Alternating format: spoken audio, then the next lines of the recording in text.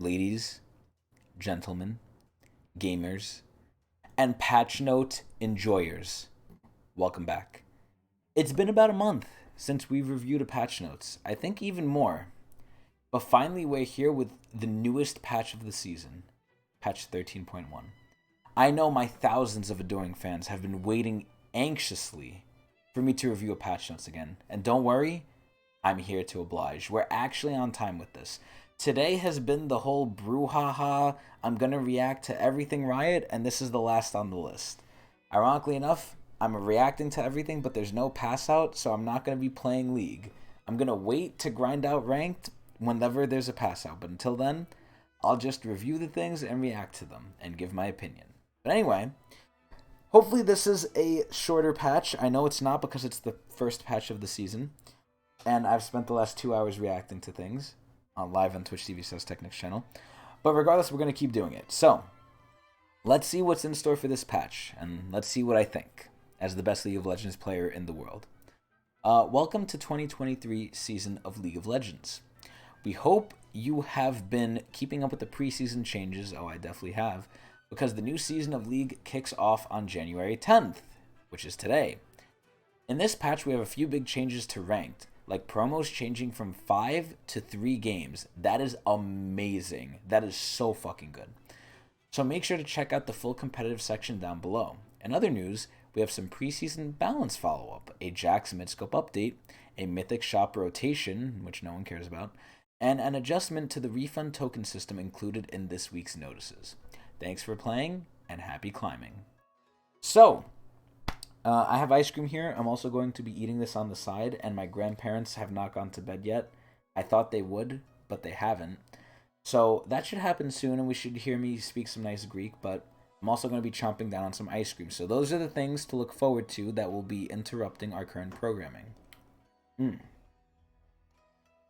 Regardless, though, let's see.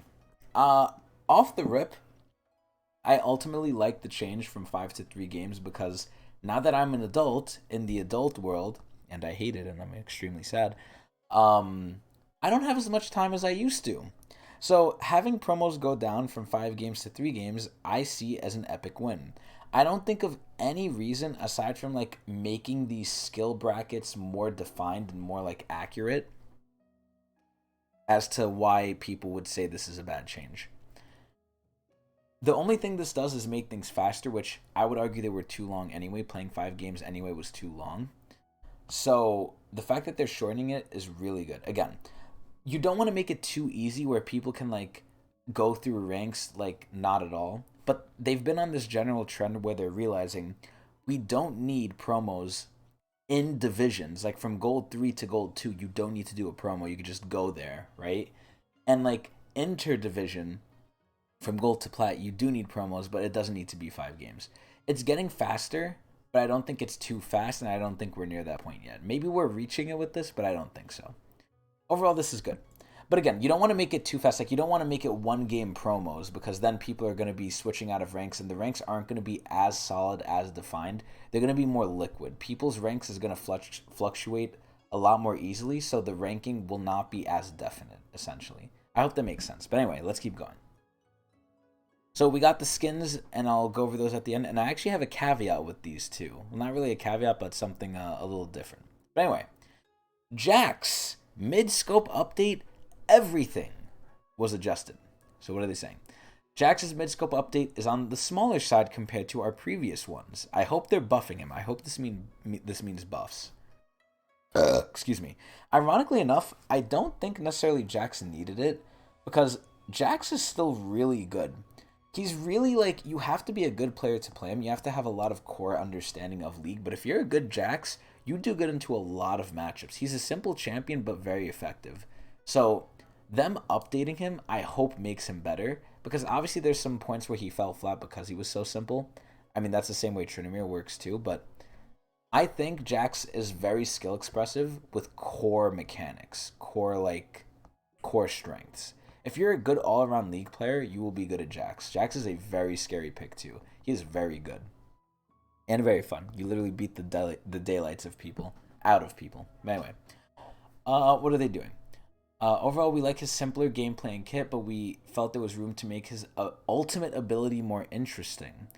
We've shifted his AP ratios around to buff up his burstier AP playstyles. Ew. All of that said, unfortunately, Jack still doesn't have a real weapon, except in his ult. Not his ult, goddammit, in his legendary. It's been a long day of reacting and at work. I had one of the busiest days I've ever had at this job today, so I'm kind of a little brain fried. But anyway, let's keep going. The Q.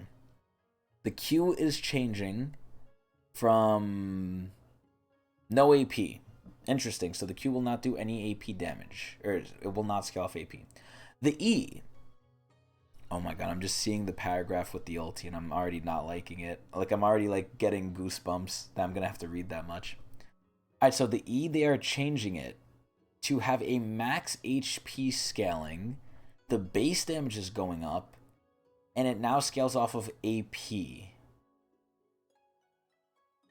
Interesting. And then the bonus damage going up per attack dodge is now 20% of the base damage. So it's not affected by the scaling. So overall, this scales worse in terms of like the dodging mechanic, but it does better in terms of the max health. So it's a trade-off. I mean, overall, this is better against tanks, which I actually think that's good. I mean, Jack's never really had an issue with tanks anyway, but so maybe this might be bad. Maybe they took away his ability to really like have the E do a lot to squishies. Because against tanks, I don't think it matters. Yeah, it's going to be better against tanks. It doesn't matter. It's going to be worse against squishies if you dodge stuff. But, I guess we'll see. Alright, now let's see the ult. Oh, God, let's see this. So the ult is getting a longer cooldown early. So it's getting nerfed. Alright, so have a good night, my dude. The third hit passive is going down in base damage and in scaling. Interesting. Okay.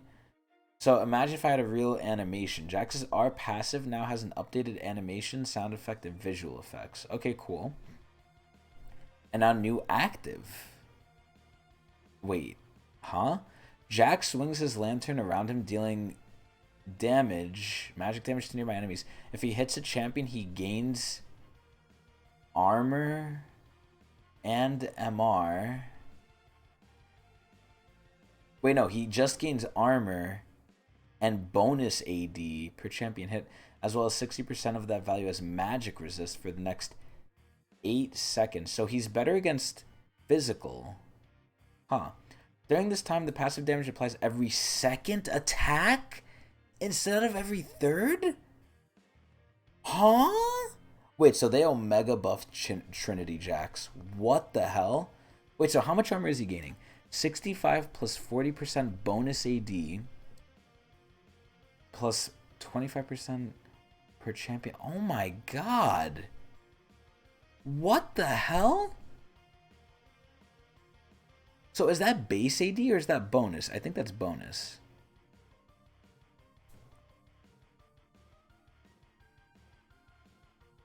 What the fuck? Oh, wait, no, that's armor. That's the armor scaling. Never mind. I thought he gained damage. Wait, no. Wait, no. He does gain damage. He gains... What?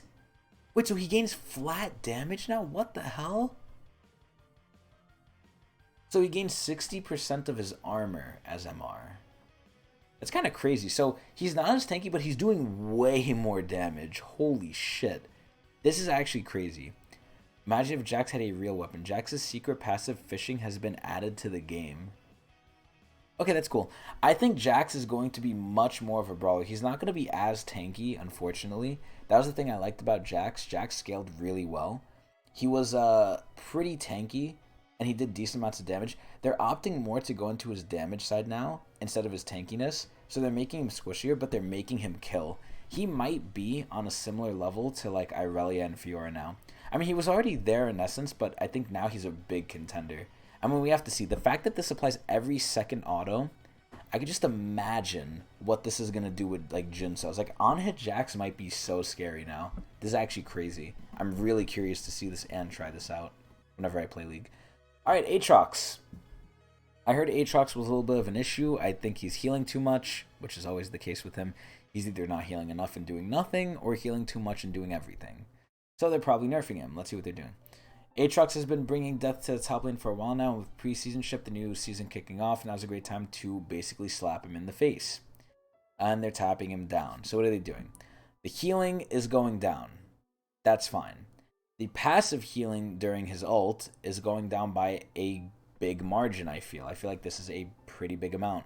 45 to 36. Remember, this is before anti-heal. I think that is pretty significant. That's kind of sad. And then World Ender, the bonus move speed is going down. They are really slapping Aatrox on the bum. Like, they're going at him at all angles aside from damage. I'm glad they're not touching his damage. They're just touching his healing. But, like, damn, I think they touched a little bit too much. And they touched his move speed. I think they shouldn't have touched that. You could take away his healing. Don't take away his move speed, man. I think they kind of smacked Aatrox a little too hard here. Mundo. I also heard Mundo was doing pretty well for some reason. I think because of the new tank item. He's one of the few tanks who actually works really well with the item. The other one being San, but I heard San wasn't doing too well. So, they're probably nerfing him. Dr. Mundo has been going where he pleases top and jungle, and performing quite well. Now that our changes have succeeded in pumping up Mundo's tank scaling, we're looking to reel in his power and avoid any potential malpractice issues. His base health is going down, his armor growth is going down, so he's squishier and less tanky. And then his E is going down by 0.5%. See, that's fair. I thought they were going to go a little extreme, but so far this is fair. And that's all they're doing. Honestly, this is okay. I mean, he is losing a bit of damage from his health scaling too, because his health does give him damage. But honestly, this isn't too bad. I thought Riot was like going on like a burn all crop sort of path here, where like they're nerfing everything really hard, but it looks like that's not the case. They better nerf Fiora. If they do not nerf Fiora, I'm gonna get pissed. Passive AD scaling decreased, thank God. Q bonus AD scaling decreased, thank God. Since the durability and tank item updates, our premier anti-tank skirmisher has been eating well. Her bonus AD Hungry kit has better options against all foes with the new Ravenous Hydra. As the stars have aligned for Fiora's success, we need to tap down the AD scaling on both her anti-tank and generic damage. Champions who can do too much of both can veer into the territory of becoming too strong, which Fiora is. But we do want her to maintain her unique kit of being too strong. Our eyes will be on the Grand Duelist to monitor these changes. So what are they doing? So health, damage, AD scaling. So they're lowering the amount of true damage you're doing with how much AD you build. So you're still building the same AD, it's just not scaling as much. You're not getting as much max health into true damage out of it. That's good. I think that's fair. I think she does way too much true damage anyway, and it's not as hard as you might think to do. Like, the whole gimmick with Fiora was like, oh my god, you have to walk around, you have to work for it. Bruh, sometimes people go up against the wall thinking that's going to save them. Fiora's just going to kill you anyway. Hitting 3 procs is still going to, like, do a lot of damage to you. And then what are they doing to the Q? The Q is going down and scaling by 5%. That is fine. Fiora's a little bit worse, that's good. Jace, this character is actual garbage. This character needs to be reworked or removed. If they do not buff him, I will laugh. If they buff him, I don't think he deserves to be buffed. I hate his kit. I hate him. He serves no purpose other than to just, excuse me, be an early game oppressive champion that doesn't scale. He is like the better Pantheon, in my opinion. Not as easy Pantheon, more skill-capped Pantheon, but still Pantheon. So what are they doing? They are buffing him. Jace has been keeping his distance recently, mostly because he's always in cannon form. So they're probably buffing Hammer. So his base AD is going up by 3. That's a decent amount.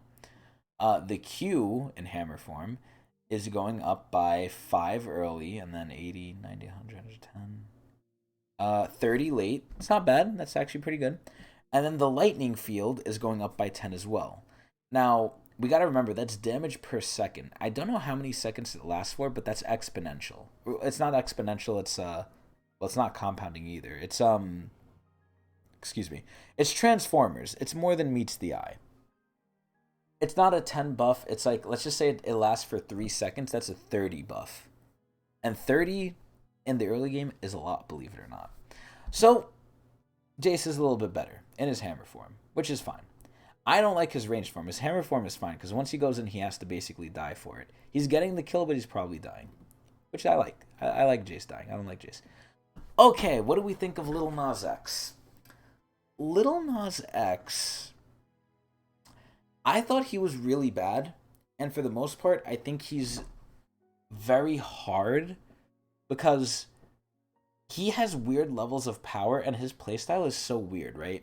You do really well against tanks. I think against tanks, this guy like murders them. He's super tanky and he does really good damage, but only to tanks and obviously the ADC. But the way you do it is so weird. Like, I've played him, I fed my ass off on him. His ult is very like you have to use it when you're low and then you gain like Omni Vamp or whatever. He's really weird, and I honestly think he's too hard for what he does. When he does it, he looks pretty like interesting because he goes into long duked out like fights where he just like beats the shit out of a tank, and it never looks like he's winning until he finally wins. Like he's always slightly doing more than the enemy because that's how they made him with his Q, his Entofo strikes. But I don't know. I feel like this character almost no one's gonna play him except for the mains, and there's not gonna be a lot of mains for him. But he does do it well. It's just I don't know how the fuck they do it. I think it's so not fun, and it feels so weird to do. It's hard to do, honestly. So what are they doing? Base move speed decreased. Interesting. Passive base damage decreased. Interesting. And W physical damage decreased. Wow. They nerfed him on every fucking thing. They are not buffing him at all. I'm actually a little shocked. But anyway, the base move speed is going down by 5. Move speed is one of the most important stats in League of Legends. It going down actually affects a lot. This does not seem like a small change, but this is a big change. What are they doing after this? So the passive. The base damage is going down early by 5. And late game by 5. Late game, it doesn't matter. Early game, it kind of does. I think the biggest thing that hurts him right now is the move speed, though. Jesus. And then the W. I actually didn't think the W mattered that much, but looking at its max health, and it scales all the way up to 9.25. Oh, there it is. Nah. Gainita. I knew it was coming. But anyway, that's the first one. We're still waiting on the second one. But anyway, yeah, so I think you're never going to use this fully charged up and get it. I think it's more of just like you tap it, you hold it to reduce some sort of burst, and then you do it. Overall, though, I'm actually shocked he's getting as nerfed as he is. I feel like he really... It's the whole argument I make of, like, should a skilled player be good at a champion that takes skill and be oppressive? I think, yeah. I think if you're good at Cassante, now granted, maybe I just haven't seen enough Cassantes in my elo, but I think they're kind of slapping him a little bit too hard on the wrist. Thankfully, it's not going too far. I think he's still probably playable by the people who do play him, but I don't know, man. I tried playing him and he feels so weird. He's like no other champion, pretty much, that I've played. Because you're a tank. You don't do that much damage, but in an extended fight against another tank, you do. But other people are better at taking them down than Cassante, but Cassante has like this weird form switch where you're tanky when you're not ulting, but when you're ulting, you're like squishy, but you can only really use it against tanks. I don't know. It's so weird. Cassante's so weird. He's so complicated. Anyway, yeah, he's getting nerfed. I think it's whatever. If they go past this, I'll be shocked. Unless he's like a problem in pro play, which maybe he is. Maybe only good players can use him. Maybe I'm too good. Anyway, Lissandra. What do I think about Lissandra? I think Lissandra has low range. I think she's more annoying than anything. I think the main thing they need to do to make Lissandra good, buff her fucking damage. That's all you gotta do. But then her kit becomes problematic because she has too much safety and too much, well, not really too much range, but she has a lot of safety. So what are they doing? They need to buff her, though. She's so weak. Sandra has been underperforming across different skill brackets and lacking excitement. Interesting. So the Q slow is going up by a decent amount, too. That's not bad. And then the W cooldown is going down by 2 seconds. So they're increasing her utility a lot. The slow going up is really good. And then the W cooldown going down is pretty good too, because you could go in and you can use it. 2 seconds is pretty good. I mean, see, it's a buff, but I don't think it's going to change. I don't know. She's just a little bit better. I still don't think she's going to be used. I think they need to buff damage on her. Rammus! What are they doing to Rammus? I feel like Rammus is not that good. Like a Mumu and the Jungle Companions, Rammus found a new friend in preseason by the name of Jack Shows the Protean. That item's probably getting nerfed, so I don't know why they're double dipping here. The current synergy between Rammus's W and Jack Show is being adjusted so that the two interact more cleanly. but this should be roughly neutral. That said, Remus is a bit too strong right now, probably because of Jack shows. So what are they doing? The base AD is going down. I didn't think that was an issue. The base health is going down. Okay. And then the W. The flat armor is going from 40 to 25. And then the percentage is going from 60 to 40 early, but it levels out late. So realistically, you're just losing about 15 armor. But, I see. Alright, and there's the second one. Now we should be all good for the rest of the night. But anyway. Flat resists granted by Remus W are now amplified by the percent resists that are granted by W. So that's a buff, I think. That's actually a buff. So that might be a compensating buff to help with Jack Show's nerf. Even though they are nerfing Remus overall, they don't want him to get nerfed too hard. Because right now it's still neutral. But Jack Show's is getting nerfed, so he's overall going to become weaker. So this thing right here is kind of, I think, a buff to his flat armor on the W, which is interesting. Okay, Shaco. What do I think of Shaco? I've actually seen some Shaco play. I actually think AP Shaco isn't as bad as it used to be. I don't know why, but I think AD Shaco sucks. I think if they're going to buff anything, they need to buff AD Shaco. If they're going to nerf anything, they might nerf AP. Let's see what they're doing. Shaco has quite a few builds he can kill you with. His AD build has fallen pretty low, like I said. In this patch, we're increasing its burst a little bit to keep it viable. On top of that, we're also bringing Q's mana cost down, which should help AD Shaco's build. Wait, since AD Shaco doesn't build any mana items. Okay. Really, we just want to see more of the clown in game. Dude, I don't know why they like Shaco so much. I feel like they really need to just VGU Shaco or something. Shaco's so dumb. And he has no lore. So anyway, they're reducing the mana on Q by 20. That's fine. They are making the backstab go up by 10%. That is actually pretty good. So this is on top of if you get IE. I don't know if Shaco builds IE because I don't see AD Shaco ever. But I still think AP Shaco's better, just in terms of what it does. Shaco's not really your traditional assassin. He's more of an annoyance. He is definitely an early game themed jungler, because late game he doesn't do that much. And AD Shaco late game isn't really going to do that much either. I think AP is just the wave, and I think it's overall better just with how the kit's designed. Unless they giga buff AD Shaco, I still think AP is superior so far. And then what are they doing to the box? Jack in the box. So it is getting buffed with the AD by 5%. Wow. Yeah, so AD Shaco slightly better. I still think AP is better though. Alright, Sion. Sion needs to be getting buffed because he is doing terribly. Our 12.23 buffs to Sion undershot our goals, partly due to the Q buff only affecting snap casts. Oh. So now they're buffing it all the way. Damage when fully charged is going up by 20. Cool. And they're buffing his base health. Cool. Sion's still shit. Twisted Fate. What do we think of Twisted Fate, the gay pirate?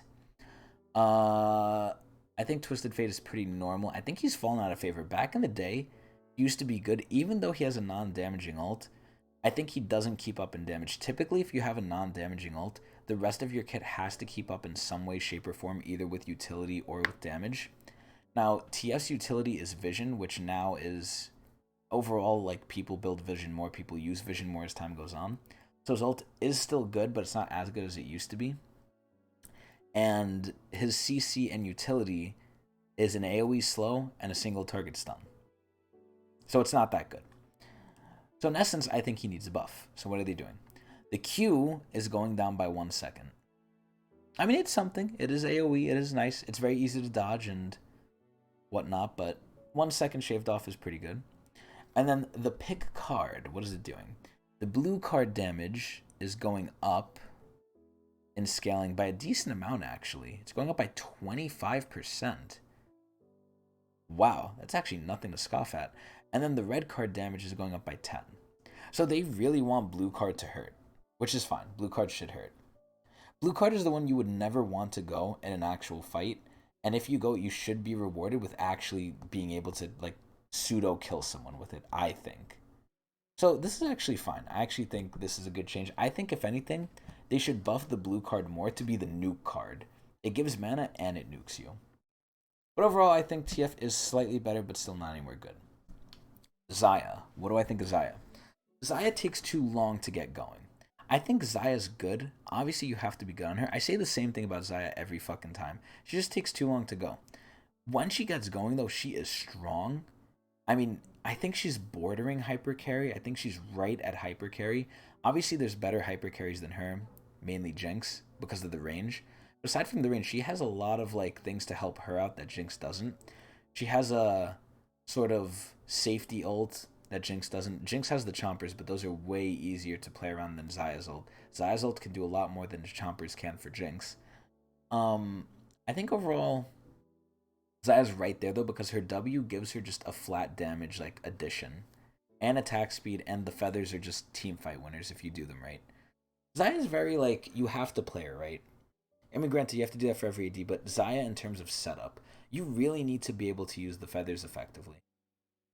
But her autos are not bad either. But honestly, uh, yeah, I think she just takes too long to get going. I don't know. Xayah isn't quite up to snuff compared to other marksmen, and her attack-focused builds are weaker than more casting-centric ones. That is disgusting. A moderate increase to her overall attack speed should help with both of these issues. So, they're doing the ratio, which means this is exponentially good. But, I mean, I don't know how much faster she's going to attack and how sooner. But overall, I'm just going to take their word for it. I'm assuming it's slightly better, but still not enough. Anyway, what do we think of Yuumi? Another thing is Xayah has very low range most of the time. Yuumi, they're probably nerfing her because it's Yuumi and Yuumi is always a problem. Yuumi is still terrorizing higher skill brackets of play after how many fucking years and how many fucking nerfs? Excuse me. Leading to her current ban rate being higher than we like, so they have to try and make her garbage. So the Q is going down in base damage by 50. That is a big amount late game. And then the empowered damage is going down by 50 as well. Wow. You're always gonna get the empowered Q though. The unempowered Q is literally like, it's negligible, like it doesn't even matter. The empowered one is the one that matters, especially because I believe it scales off either max health or current health. I don't remember. But it definitely scales off A health. So even though they're hurting the base damage here, I think this is good. I don't think it's going to bring Yuumi in line, but it's good. Zoe! What do we think of Zoe? So Zeri, in my mind, is very weird. Zeri came out, was one of the funnest ADs we've had in a long time because she was so different. And at this point, I don't know what they could do with the AD class in terms of new ADCs unless they make something like Zeri that's gimmicky, or that's like actually different. But something that's different combined with the playstyle of an ADC ends out being really bad because it's massively, massively unbalanced. It's massively unbalanced. Zeri, I can honestly say when she came out, was one of the best ADCs because she wasn't an ADC. She was a character that did little poke damage but was building like a fucking bruiser tank that you could never catch. It was ridiculous. Like your whole team would die and Zeri would be the hardest member on your team to kill. And you wouldn't be able to kill her because she's scaled move speed. So they changed her to be more crit oriented, to be lower range, so she actually has some sort of counterplay, I guess. I think nerfing the items on her was enough, but now we're at this point where I don't know if she's good or not. I mean, she still keeps her identity a little bit. I mean, fuck AP Zeri, let's get that straight. AP Zeri fucking sucks straight cock. Don't play that garbage. It's probably fun, but fuck AP Zeri. So I'm just purely looking at her from an AD's perspective. I think they kind of just shot themselves in the foot with her kit. I don't know how you make this balanced. It's either going to be super trash or super good, especially with her whole gimmick. Her whole gimmick is move speed, right? If you make her too good with move speed or movement in general in this game is one of the most important things that's slept on. Obviously, you have gap closures, but Zeri's move speed used to get ridiculous. I will always remember the clip in high elo play where this guy got so much move speed on Zeri, he literally looked like Quinn in Fountain with her ult on roids. just in the mid lane. And I was like, okay, what the fuck? Like, what do you do against this? You just die. So, we're going to see what they did. Well, they changed her to be lower range, but we're going to see what they did. I think it's okay.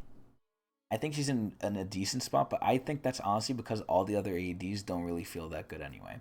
Zeri is an AD who can kind of stick on her own because she needs to scale anyway. There's not really an early game for her. She needs to scale pretty much no matter what. And when she scales, she's basically like Ezreal. You can kind of scale on your own because you can go through the walls. You can play safe on her. Granted, not as safe as Ezreal, but I feel like you do more than Ezreal late game anyway. Where's the Rise rework? Yo, give it another 3 years.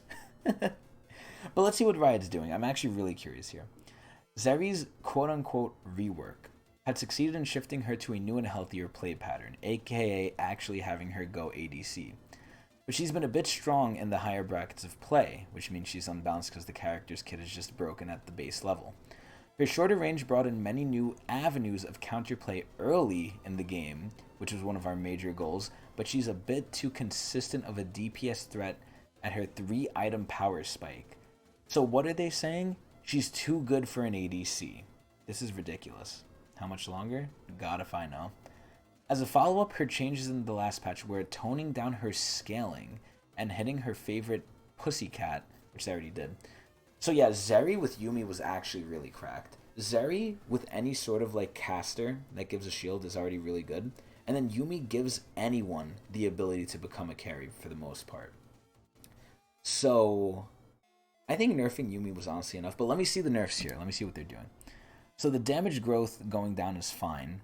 And the total base physical damage on the Q, 27 to 23. See, the problem here is this can crit. So it doesn't look like a lot, but it kind of is. So the way I imagine Zeri, and this is kind of where I think they shot themselves in the foot here with how they designed her, is Zeri is an ADC. So she has to output damage. But the problem is, her whole kit relies on scaling in the fight. Obviously, she has to scale like every other ADC. But if you scale like every other ADC, you kill the enemy too fast. And Zeri's whole fantasy is you chip the enemy down, and you gain move speed to now chip them down and they can't do anything to you. They kind of have to catch you in the beginning or middle of the fight, because by the end of the fight, you're just going to sweep it up. Like, it's going to be done. So, Zeri's doing too much damage where she's clearing the fight, and she has no fantasy of getting like this big max move speed. Obviously against tanks it works, but like, I think they want her to be more of a chip ADC, not really a hard-hitting nuking ADC. I'm not saying she's nuking. She's not like Jinx. But overall, they want her to just be an annoying little gnat. They want her to be an annoying little fly. Which, I mean, if they keep going this direction, it's definitely going to work. Does this hurt her? Yes. Is it enough? Honestly, I don't know. It might be. Alright, let's get to the items. So, Kiana's little disc, Axiom Arc. This item, I think, is only used by like 3 fucking people. I don't think anyone uses this because assassins are just trash. So let's see what they're doing. The lethality is going up. Okay, so ADCs are getting worse. Cool. Horizon Focus. This item, I think, is pretty good. I think if you want to do a lot of damage, you build this. But let's see what they say. Horizon Focus doesn't receive too much attention outside of a few artillery mages. And it's not even that great on them. That's fucking sad. It's also sad because granted, all the other items provide way more benefits. This is just a 10% damage increase. Let's see. With enough ability power to now match Shadow Flame, maybe you'll tell the shopkeeper, bring me the Horizon Focus. That was such a stupid joke. But anyway, one major issue is look at Shadow Flame, right? Shadow Flame gives you pen.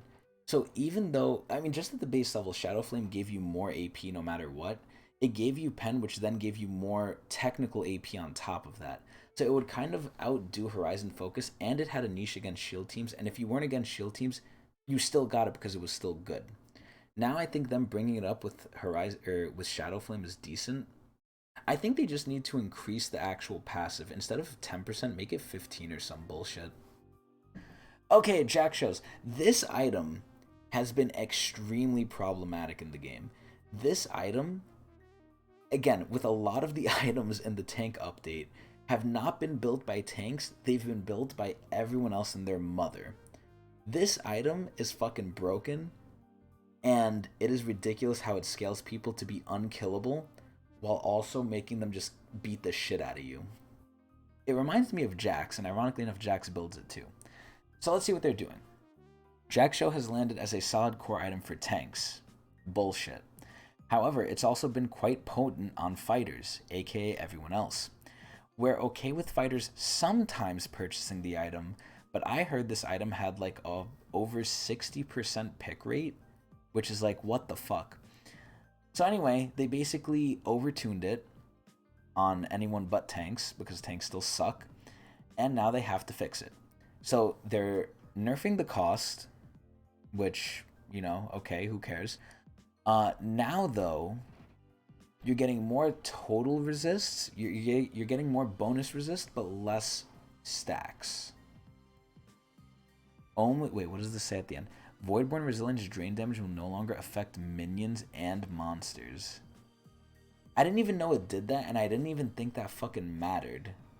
But okay, I guess they really just want to slap the item around. Interesting.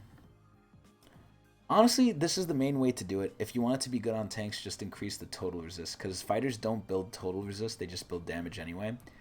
So this is the perfect solution. I think they might have to go even more with it, but this might be enough. I honestly think instead of nerfing this, just buff the other items. The other items probably just aren't as strong. Okay, Rod of Ages. So, ever since they released this item, it's pretty much the same rod as it's always been.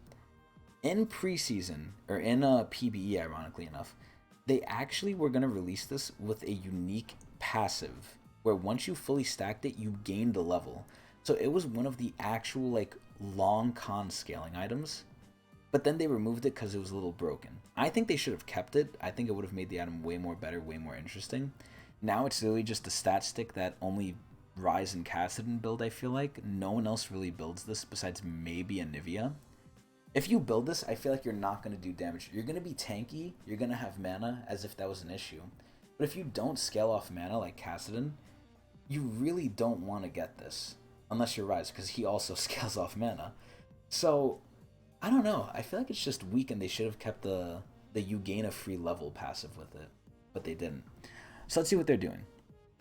Rod of Ages. So the health is going up, which is, I guess, okay. Oh, thank you, Adrian. Thank you. Dude, Rod is such a boring item. It's literally just a stat stick item. They should call it Rod of Stats, because that's all it gives you. So what are they doing?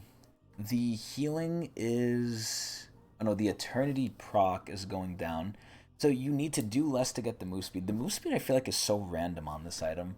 Again, it only really helps, like, the two characters that use it. Ryze and fucking Kassadin. It's so dumb. The move speed is going up, though, which is good. But, let's see. The move speed duration is going up, that's good. And the fact that it decays is the biggest bullshit. Move speed gained from Eternity now decays more slowly. I think decaying move speed in this game is overused so much, and it's so fucking dumb. It's so fucking ass. Decaying move speed should be something they don't abuse, but they do. As much as I abuse streaming. Yo, we all hate Moon Moon in here. Fuck Moon Moon. Anyway, the passive of Eternity. These passive changes will also apply to Catalyst. Okay, no one cares. So essentially, from what I'm seeing here, you just heal more. You heal more from doing it. This item, it looks like it's supposed to be a survivability item now. Survivability move speed. It doesn't look like they want this to ever be a damage item. They want it to be your tanky item. Which is honestly fine. I mean, I thought we had Crown for that, but whatever. Again, this is only really for 2 people, so it doesn't even fucking matter. Archangels. If they're buffing this, then like they really want Ryze to be good. So let's see what they're doing. They're saying it's not doing enough. So what are they doing? The total cost is going up, Jesus Christ, by 400. The AP is going up by 20, so that's decent. The haste is going up by 10, that's good. So, you know, better for Ryze and Kassadin. And then the passive Awe now grants AP to 1% mana. Dude, they're literally just buffing Ryze. That's all they're doing. And now they have Lifeline. What the fuck is Lifeline? It will reduce your health. You gain a mana shield? Huh? But it does give more damage. You know what, whatever. Yeah, dude, I don't know why they love the mana scaling champs when there's only 2 of them. It's so stupid. Okay, Winter's Approach. I feel like no one builds this item. No one and their mother builds this item. I've not seen this item at all, except maybe on Sedge, but I honestly forgot what it even does. With the avalanche of new and updated preseason tank items, Winter's Approach has lost its place among legendary items, which is a shame because Winter finally came. Dude, Adrian, that face is exactly how I feel about the tank items. They're so dumb. We're reverting some of our nerfs from last year so that Winter's Approach can stand out more. Will it? Let's see.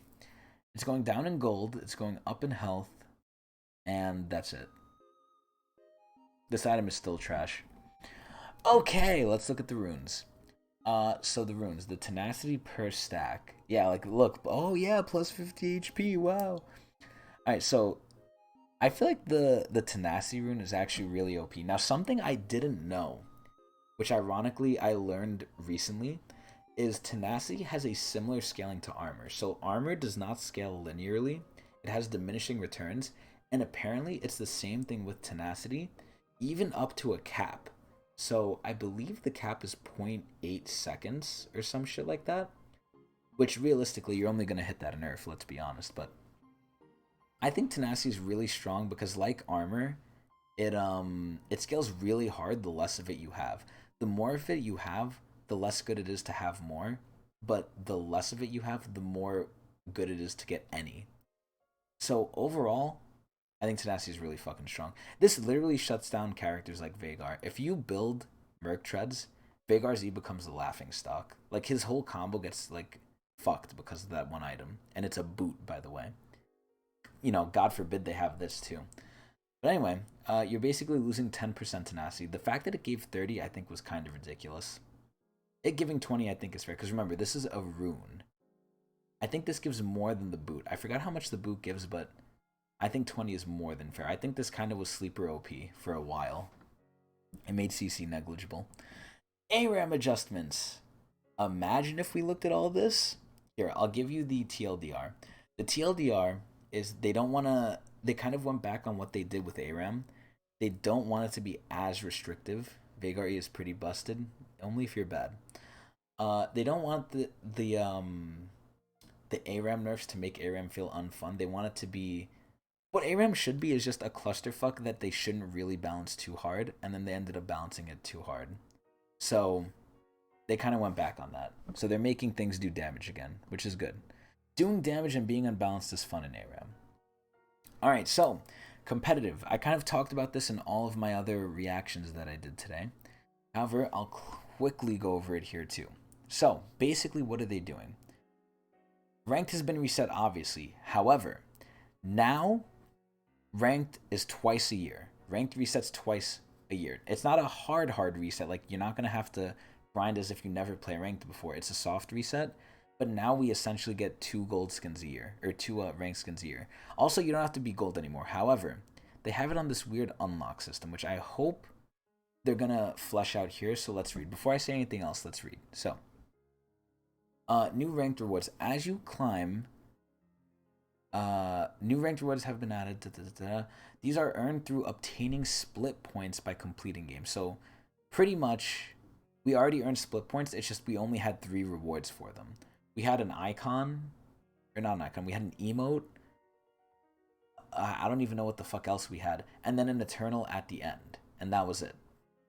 And it was every 3 splits. Now, I believe they're adding way more rewards. So, you still earn 10 points for a win. You now earn 6 for a loss, which I have a little fear about that, which I'll get into soon.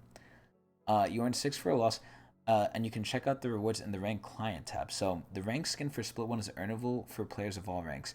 The amount of split points required varies by rank. So in gold and above, you need 80 points. The rank skins are still shit though. They're actually not that bad anymore. The Blitzcrank skin was pretty good. The Sedge skin was, I guess, okay. But nah, most of them in the past were definitely shit. I think they're getting better with them though. I think the blitz skin is actually really good. But anyway, so essentially, what does this mean? If you're gold or above, you get the ranked skin in 8 games. If you win 8 games, you're done. You get the skin. Whereas before you just got it by being gold. So you could literally play, get ranked, and that's it. Now you have to win 8 games. But if you're not in gold, holy fucking Jesus, you need to get 1,600 points. So essentially, how many wins do you need for this? I'm not gonna count losses. Excuse me, because it's gonna get too money. So 1,600 divided by 10. I mean, I could probably do this in my head, but you need 160 wins if you're below gold. That is insane. So in addition, once you earn the skin, it remains earned even if you were to demote. The skin will be distributed after the end of this first split, which is fine. And then another big change here, which I really like, is instead of having 5 games in your promos, they reduced it to 3. So this also brings another fear I have, and that's ranked might be getting too easy. Now, I don't think it's there yet, but if they keep going in this general path they're going, I kind of fear for it. So ranked shouldn't be something a lot of players get through quickly. Obviously, if you're not in the skill level you're supposed to be in, you should either very quickly rise up or very quickly drop down. That should be there. However, if you're at the skill level you're at, you should kind of be stuck there through these methods. By making this less, by making it have less games, you're making the ranked movement more fluid. A lot of people are going to be moving easier because those last 2 games would have stopped some people. Now, they might not stop people. Ranked is going to be faster. Progression between divisions is going to be faster. I mean, hell, they already removed the promos from like inside the division from like gold 3 to gold 2. That's gone, right? Now they're making it faster to go from gold to plat or plat to diamond. So overall, they've made ranked faster. I think it's at an okay spot now, and definitely as an adult, I felt like I just don't have time in general anymore. So I'm actually glad they're lowering it, but I don't think it should be lowered too much to keep the integrity of ranked good, essentially. So let's see what they're doing. The restrictions on dueling and ranked solo duel with an MMR of Masters or above is disabled. The duel restrictions based on visible rank are still active, so players who reach Master or above will not be able to duel. So that's another thing they're doing, and they're saying it right here. Visible rank is no longer used as matchmaking criteria, only MMR. But this was already in the game. So essentially, what does this mean? It means if you have an MMR, if you have the secret rank, or like the secret rating of your platinum, but you're in silver, your rank says silver, you are going to get placed against other platinums. I'm assuming you're going to get a shit ton of LP anyway, and you're going to skip divisions, but now the ranking does not matter on what it shows. It matters on like what you actually are, which is really good. Because what it shows wasn't always accurate. You know, your visible rank wasn't always accurate, which is good. Refund tokens. So let's do this. So, we're making some changes on how refund works in League of Legends. For starters, every player should have their refund tokens refreshed up to the maximum amount of 3 at the start of 2023. So this has already taken effect, so we can't abuse it yet. Or we can't abuse it anymore. In the past, the complexity associated with maintaining the system has led to delays in the annual refresh. So we've opted to bring the entire League community back to 3 tokens. Oh, how nice. So what are they doing? Why is there a big paragraph below this? Due to the aforementioned complexity, we've made the difficult decision to remove refund tokens entirely later this year? What? This will bring the refund policy in line with our other games, removing the need to maintain an older system just for League. As a result, the base refund policy will shift and as well. Unused eligible content will be refundable up to 14 days from purchase. That's so dumb. Special edge cases can be found on our support site. To recap, the tokens will disappear in patch 13.11. So basically like at the end of the year in like November. If not used by that date, and the refund policy will adjust at the same time. So it's basically worse because instead of getting 3, I mean, it's better and worse in different ways. So instead of being able to refund almost anything over the entire year, but you can only do it 3 times, you can refund a lot of things, but you have a way smaller time frame. Honestly, it's a pick and choose. I mean, I never refunded anything anyway, but I think the new system is better just because how buyer's remorse works. You're more likely to buy a lot of stuff and then regret a lot of stuff than only regret three things. And especially once you've had it for a while, I don't think the regret sets in then. I think it comes in way later on. So anyway, mythic content. Let's see. Prestige Dragonmancer Voli. Okay, so that's what they're cycling. No one cares about this shit. Quality of life changes. Rune Recommender. You can now directly navigate between Rune Recommender and editing pages from the same screen. Wow! Smite will no longer be recommended as a summoner spell outside of the jungle role for champions whose most popular role is jungle. That would be super bad for new players. Imagine it recommends you Smite because you're going Kha'Zix's top. That's funny.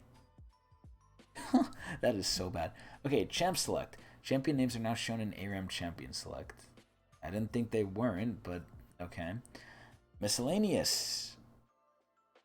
Okay, this doesn't matter. All this shit doesn't matter. Okay, upcoming skins. So finally. So, I will say this thing. This is the first time in a long time that Surrender at 20 has not updated their skins. So their site, the Surrender at 20 site, has not been updated, so I have not seen almost anything about these skins. I believe the Irelia skin is a legendary. And I believe the Irelia mains had an issue with it because it wasn't up to par in their heads. But overall, I have no clue how these skins look aside from what I heard about the Irelia skin. So, I will also like to say they look very Asian themed, as usual, right? Like, this looks very Asian themed. But that's what happens in League of Legends more often than not now. But anyway, we have Mythmaker Irelia, Mythmaker Galio, who looks like a fucking demon, Mythmaker Garen, who looks very Chinese, Mythmaker Sivir, I have no clue what this is, Mythmaker Zyra, and then Prestige Mythmaker Sivir. She looks fucking hot there. Yeah, I think these are definitely Asian themed. Nothing wrong with that, I'm just pointing it out, and to me it's a little annoying. But I have no clue how these skins are. I hope they're good. I honestly don't know. But the only time I thought the skins came out really strong on a new season start was Mecha Kingdoms. Ironically enough, Mecha Kingdoms was like Asian themed too. But I actually thought those skins were such high quality. And Riot made a point that year to basically talk about like how they're like improving skins and how they want to release more. And I thought, wow, if they maintain this level, it is going to be so good. And not to say we haven't gotten good skins. Like Fright Night was really good. But overall, I feel like the skins are pretty much hit and miss. And we just keep seeing the same people get skins. So, granted, in one of the Riot videos they released that I reacted to, they did say that champions without a skin in like 1,000 days, like Ivern and Sivir, ironically enough, are going to get new skins. And lo and behold, we have one of them. But overall, I think, I don't know. I don't know how I feel about these, and I'm more indifferent. I'm just waiting for more legendary ADC skins to come out. But overall, looking at this patch, the biggest change is obviously the Jax change. Everything else is kind of just bringing stuff in line, and I feel like it's mostly just shit. The only ADC change was this, and it was a buff, but oh my god, no, and they changed Zeri too. Fucking, they nerfed her. Overall, I think this patch was just a lot of them fixing their fucking mistakes. Especially with Jack Show. Oh, God. See, I like what they did with Jax. It's different. I hope it's good. But if I were to give this patch an update, it's kind of boring. I'm going to give it a 5.5 Mark Merrills out of 10. 5 is neutral. If I give a patch a 5, I'm indifferent. This patch is slightly good because of the Jax update, but everything else is just kind of like, like whatever. They're just bringing stuff in line. A lot of them is bringing stuff in line, and for the new season, they're not really trying anything crazy, which is a little sad. I mean, that was preseason, I guess, but come on, right? Let's have some fucking fun. But yeah, 5.5 Mark Merrills out of 10. That's going to be it for patch notes. Hope everyone enjoyed. I can't wait to be doing these every 2 fucking weeks again. Oh boy, oh golly gee. Anyway, I hope everyone enjoyed.